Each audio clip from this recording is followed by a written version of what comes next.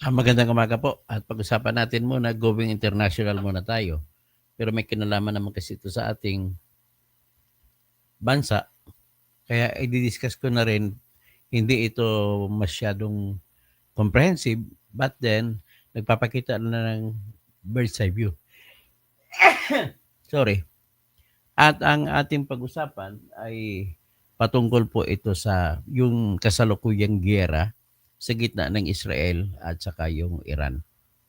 So wala tayong kinakampihan dito, bagkus yung ating interes sa Pilipinas yung aking concern. At kung bakit ko discuss dito, magbukas naman sa isipan ng iba, baka totoo yung sinasabi ni Toto Tirador. So ito po yung ating pag-usapan para naman medyo maintindihan ninyo yung ating mga OFW sa Iran at saka Israel ay yung isa sa mga biktima dyan. So, nagtatrabaho lamang yung ating OFWs diyan sa dalawang bansang iyan. Pero but then, kahit nagtatrabaho, hindi pa rin an excuse para matatamaan sila ng tinatawag na missile or missile. How do you call it? Depending on which country you come from. You could have come from United States of America and you could pronounce it a missile. But if you could come from the English side, so they call it missile. So anyway, however you call it, both terms connote killing machines. Okay? So ito ngayon, bakit ba bakit ba ang yung huling escalation ng gulo sa Middle East, tandaan ninyo yung kasalukuyang gera, nagsimula ito sa ang unang nagpaputok ay ang Israel. Bakit naman ginawa ng Israel?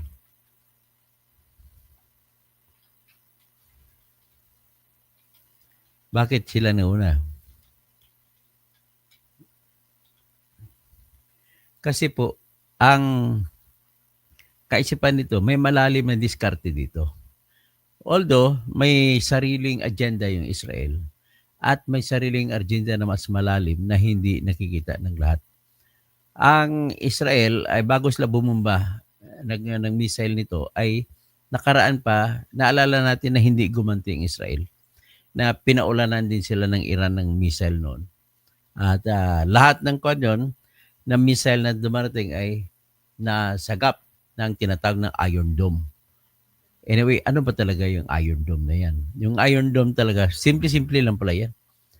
Magpapalipad ng missile galing sa ibang bansa, papunta sa Pilipinas. Tapos ang Pilipinas naman, may mga missile naman. Siyempre, tatargetin ng missile ng Pilipinas yung parating na missile. Pagdating sa lubugin sa kalawakan at doon paputukin sa itaas para hindi na ito maghasik ng lagim sa lupa. Yan na palang ibig sabihin ng Iron Dome. So, lahat ng mga missile na pangkontra ay mga precise naman. Kung anong lumilipad, parang eroplano lang lumilipad, titirahin ng missile. Yung missile ng kalaban, parang eroplano lang yan. Pati mga drone, ganun din. So, yan po kasi ang battle system sa ngayon ay kita mo, missile, ang Russia, missile din papunta sa Ukraine. May mga drones. So, ganoon ang labanan ngayon. Hindi kagaya nung araw na kailangan mo pang lumusob sa isang lugar para paparusahan mo yung ibang bansa. Ngayon, hindi na kailangan kasi long range ng intercontinental ballistic missile nga mangyari. So itong strike ng Israel sa Iran ay tinatawag nila na Operation Rising Lion. So ang target daw nila yung kanilang nuclear facilities na ginagawa ng Iran, kung meron man. So ngayon kung gano'n ang target nila, ang kaisipan nila hindi mapagkatiwalaan ang Iran pagdating sa paghawak ng mga nuclear arms.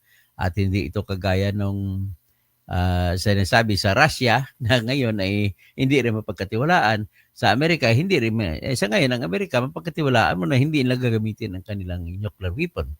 But in this case, ang Iran naman, pwede mo matawag ng Iran na siyang siga-siga sa Middle East. No? Masiga pa ito dating niya kaysa Iraq, masiga pa kaysa Afghanistan, masiga pang dating niya kaysa Saudi Arabia, sa Jordan, sa Syria, na magkatabi-tabi lang sila.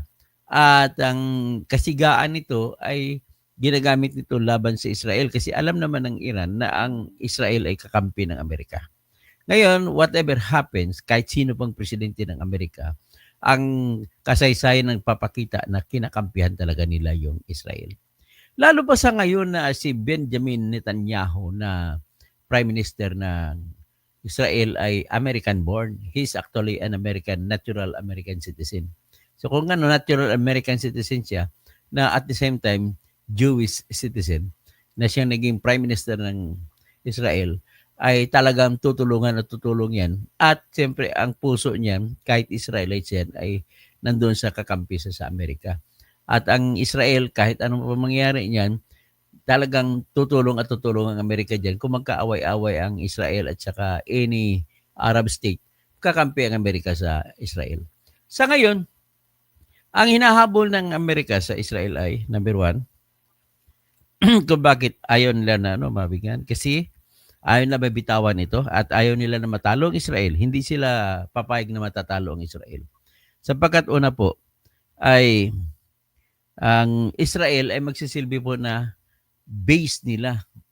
Pwede mo tawagin, yan yung impermeable, invincible warship. Parang isang buong Israel, parang warship ng ng Amerika, na doon manggagaling ang lahat ng kanilang mga eroplano, kanilang mga missile, na doon ilalagay sa Israel. Ganun po ginagawa ng Amerika. So, aminin man natin sa hindi, ganun naman talaga ang nangyari. So, ngayon, from there, para ma-maintain ng Amerika yung control, kasi nga, kinakalaban na nga ng Amerika ang European Union. So, iniisahan na nila, parang kinukontra na nila ng Great Britain, ang United Kingdom, o ang France, o kung ang Germany, at saka ano pa ibang may interest sa Middle East. Kumbaga, sila po yung nangunguna. Diyan may permanente silang warships dyan sa Mediterranean Sea. Sa Mediterranean Sea, yung mga American weapons diyan ay tumutulong sa Israel para salagin yung mga missile na parating mula sa Iran. So yan po ang katotohanan ng buhay. At kung bakit mini-maintenance, ulitin ko sa iyo, ay kailangan ng Amerika, hindi mabubuhay ang Amerika kung hindi nila makokontrol ang Israel. At ang Israel lamang ang dahilan na ginagawa ng proxy. Kumbaga attack dog, parang si Claire Castro ng Malacanang. Siyang Israel ng ni BBM para panlaban sa mga kalaban. Ito naman, Israel ay attack dog talaga ng Amerika sa mga kalaban kung sino mga suwail na hindi susunod sa tamang ugali na gusto ng Amerika. Alalahanin niyo ang system ang Amerika, ang imperialism niya sa ngayon ay medyo disimulado at saka medyo hindi kagaya nung araw na halatang-halata, planta-plantado. So may nakita nga akong ginagawa nga niya kung marami siyang mga just to please other countries, kagaya niyan, ang South Korea. Although ang pinapunta doon ng mga US contractors, US mga manufacturers at magkipag-usap sa South Korean contractors at gagawa sila ng kumpanya to make it appear na South Korean na yan. Pero but the truth of the matter is they are using the US technology at nagbebenta sila ng armas, ng jets, na kung ano-ano sa ibang bansa at making it appear ang nagbebenta ay hindi US kundi South Korea. In the same manner, ganun din ang nakikita ko pagdating sa Europe, meron din silang hawak ang US na Turkey. Yung Turkey, ibang mga armas na pinoproduce ng Amerika sa US, kagaya ng Bayraktar na mga drone weapons, ay manufacture sa Turkey. Akala naman ng tao na ibang bumibili ay Turkey ang gumagawa, pero sa US din ang sa likod niyan. And at the same time, at ang isa sa pinaka-objective talaga ng Amerika diyan ay hindi mababago yung kanilang tinatawag na dollar economy. Dapat US dollar economy ang mananatili. So ang kumukontra sa dollar US economy sa ngayon ay yung BRICS. Yung BRICS ay Brazil, Russia, India, China, South Korea. So kasama na diyan ngayon yung Iran. Kasama din yung iba pang bansa. sila ang gusto nila ay hindi na sila magbebenta sila ng langis ay hindi na gagamitin ang pera ng dollar kundi yung currency ng yen, Russia kung anong Russia na rupya ba o sila gusto nila pangkontrahin na para ma-weaken nila ang US kasi sila naggrupo sila kalaban ng Amerika. Ganun po yun. Ang Amerika naman ay kailangan ma-maintain nila yung status na ganun superpower sila. So, para ma-maintain yung status, kailangan makontrol ng Amerika ang Middle East in such a manner na mautusan nila ang lahat ng mga oil manufacturing or oil exporting countries na pag magbenta sila ng oil, kailangan dollars ang pambayad, US dollars. Hindi pwede na ibang currency. So that makes the dollar strong in the entire world. So ngayon, ang isa pang hinahabol diyan ng Amerika tsaka Israel, nagkakutsaba na sila ay kailangan tanggalin nila yung rehimen ni ng Ayatollah. Hindi kalimutan ko sinong Ayatollah ngayon. Yung dati, nung inagaw yan sa kay Shah Reza Pahlavi na siyang hari ng Iran dati, ay nang nilusob siya ng mga gerilya ng Ayatollah. Yung namumuno na Ayatollah diyan si Ayatollah Ruhollah Khomeini at papalit-palit na. So ngayon, Ayatollah pa rin pero ang kanilang gobyerno based on religion. Hindi kagaya ng sa democracy kagaya ng Pilipinas at saka sa Amerika, democracy din sila at saka iba pang bansa, hiwalay ang religion kaysa estado. Dapat kung ano yung pangpamahalaan ng gobyerno ay hindi pwede makialam ang relihiyon. In the same manner sa Philippines ganon. That is why it is stated in our constitution that the separation of the church and the state is forever the rule of the game in the Philippines. So kung ganon ang nangyari diyan, so isa pang target nila kaya nga sa totoo lang regime change ang pinaka-target nila diyan. Iupo nila yung anak ni Shah Reza Pahlavi na si Prince Pahlavi. Iupo nila sa Iran. And the same manner na ginawa nila sa Syria. Sa Syria ang ginawa ng CIA o ng Amerika ay nakipagkutsaba dito sa leader ng Al-Qaeda. Na ang leader ng Al-Qaeda at biglang kalaban niya kasi din ng Syria. Ang Syria, ang kakampi ng Syria yung Iran. So ang purpose naman ng US pag matanggal mo si Assad na bilang president ng Syria ay para mo na rin tinalo ang Russia. Kasi ang kinakampihan ng Russia ay si Sirad at kinukunan ng lakas naman ng Russia pagdating sa tulong sa kanila ay yung si Assad na namumuna pa noon sa Syria. So ngayon, ang ginagawa ngayon ng Israel sa Iran ay persahin na sa kanilang premise na mas marami sa mga Iranian citizens na patanggalin na yung si Ayatollah at ibabalik na yung dating royalty style na ang king dati na kung tawagin ay siya, si Reza Pahlavi. Tapos, gagawin nila yan sa makipag-alay sila doon sa mga rebelde din laban sa Iran, sa Ayatollah. So ngayon, in-exploit din nila yung katotohanan na magdalawang malaking parte ng grupo ng Muslims, yung Shia at Sunni Muslims. So diyan magaling maglalaro ang Amerika. So ngayon, pag pumasok sila diyan, hopefully, ganon din ang success rate nila na ginawa sa Syria, na kung saan nakuha nila at napalayas ngayon si President Assad. At ang nagpalayas, ang tumulong sa kanila ay Israel din ang tumulong sa yung leader ng Al-Qaeda na kumuha ng Syria. So ngayon, nagme-mending president sila, magkakaibigan sila ngayon. So ibig sabihin, ang target talaga ng Amerika dito ay kailangan may peace on its terms. Kailangan na lahat dyan na mga bansa ay wala nang maghimasik ng lagim, kundi magsusunod lahat sa, which is okay naman kasi estado nga, peace nga eh. Pag peace ay ang gusto ng lahat, pero siyempre, by maintaining peace, nakikita mo na ngayon yung interest ng US ay papatuloy yung kanilang negosyo. So, in the same manner, ang interest ng US ay kung ano ang mukha ng Israel, yan din ang interest ng US dyan sa Middle East. So, wala pang pinagkaiba yan sa Ukraine-Russia. So ngayon ang nangyari, gusto ng US kukunin din ay makontrol din ang Russia. So kaya nga ang problema sa US, namroblema sila rin kasi hindi rin nila matalo-talo kagad si Putin. So ang nangyari niyan, dumiskarte si Trump nung siya nang pumalit, ay kunwari binitawan niyang Ukraine, pero ang totoo diyan gustong-gusto ng US ang rare earth metal na makikita sa Ukraine lamang. Kaya nga pinirsa niya si Zelensky, isang Jew, Hudiyo ito si Zelensky, na pumayag na tutulungan sila ng Amerika with all the American intelligence and military warfare.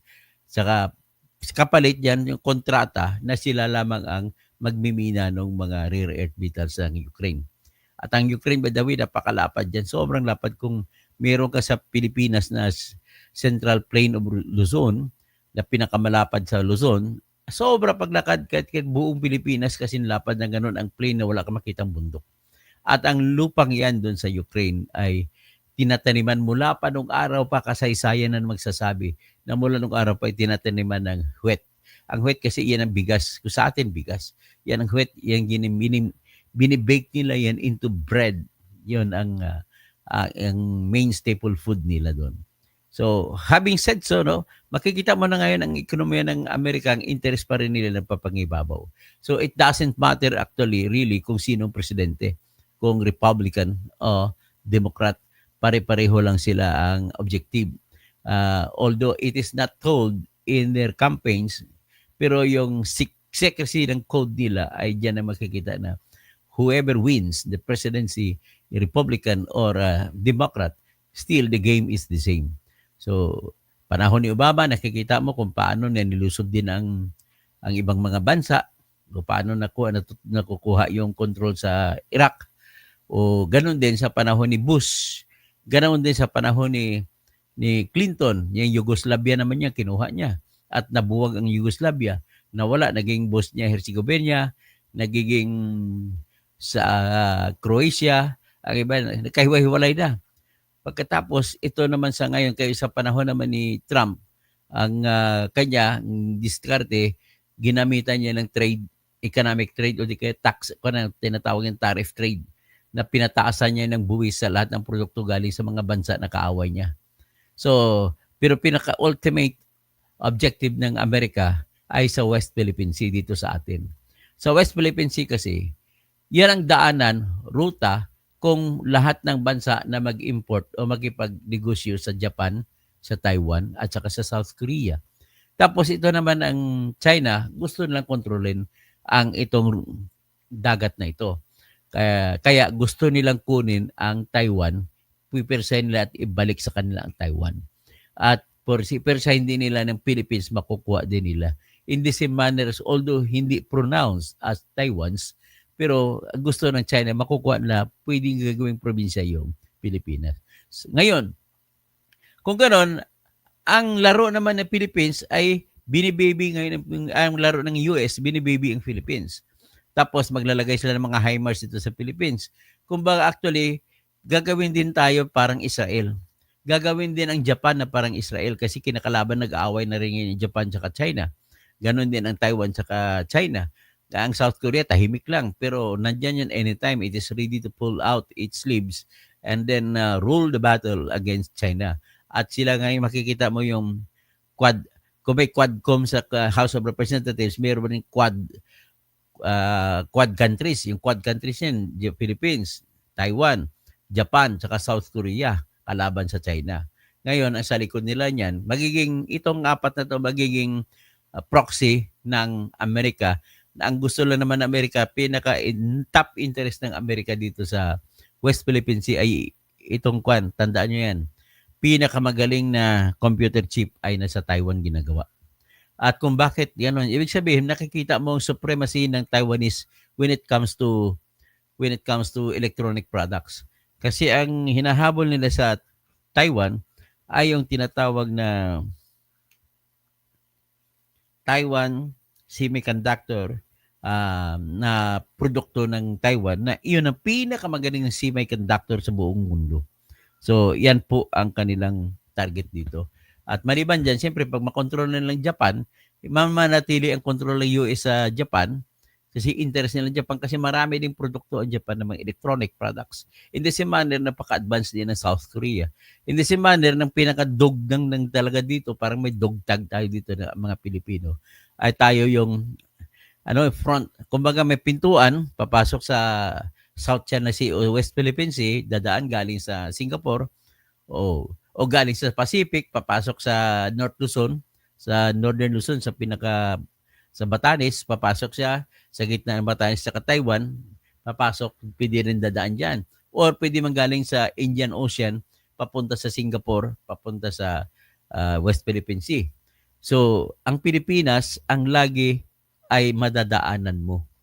Malamig naman kung sa taas ka dadaan, sa taas ng Japan o sa gitna ng Japan at saka Taiwan, galing Pacific Ocean. Pero pag dito, galing sa Philippines, kasi marami kang madadaanan ng mga island hopping ka pag dito ka dadaan banda sa Pilipinas. Lalo na pag dito ka galing sa mas stable ang kalsada, galing ka sa Australia. So kung magaling ka Australia, galing ka Mindanao area. So yan po ang ang litrato ng away sa Israel at saka sa Iran. Sa Iran naman, ang talagang purpose nila kasi doable naman. Gusto nila tanggalin talaga dyan. Number one nila ngayon, objective ay tatanggalin si Ayatollah. So, ipapalit nila dyan, nakahanda na. Nandoon ngayon kung hindi ako magkamali, nandoon ngayon sa Great Britain yung anak ni Shariza Pahlavi na siyang uupo bilang hari pa rin ulit ng Iran kung magbababawi na ng Israel at saka US yung Iran. At kung mabawi nila, ano ba, malaki pong economic power play ng Russia, ng US at saka Israel diyan. Maraming sinegosyo sila makukuha kapag ang Iran ay kakampi nila. So kakampi na nila ngayon ng Jordan, kakampi nila ngayon ng Syria. So bago ka pumunta ng Iran, manggaling ka sa Israel, dadaan ka sa Syria, dadaan ka sa Jordan. So nakikita mo na ang layo ng distansya. Pero yung paggera ng missile manggaling sa Iran, direkta papunta sa Israel ang pagtapon ng missile. Ganon din sa Israel, direkta din sa Iran papunta yung missile. Sa ngayon na nag-usap tayo, ay lumusob na ang mga Persa ng Israel papunta sa Iran at nakuha na nila yung mga outskirts. No? Kung ang Tehran, ang gusto nila kunin ang Tehran, ang pinakakapital ng Iran. So kung makuha nila yan, that's the time ibibigay na in silver platter sa kay Prince Pahlavi. So yan lang po ang aking masasabi sa inyo para maintindihan ninyo kung anong koneksyon ng labanan sa Middle East sa labanan sa Russia at saka Ukraine at saka labanan sa ating nagigirian pa lamang China against the Quad countries, yung Philippines, Japan, Taiwan at saka South Korea. Yan po ang ating maipabalad sa inyo na paglilinaw para makapag-isip-isip tayo kung ano-ano. So, before, dito mo makikita, ano ba talaga na sinasabi ni Commodore Taniela, pag kumakampi ka sa China, traidor ka. Ano ngayon ito, pag kumakampi ka sa Amerika, traidor din ba? Kasi ginagamit lang pala tayo ng Amerika.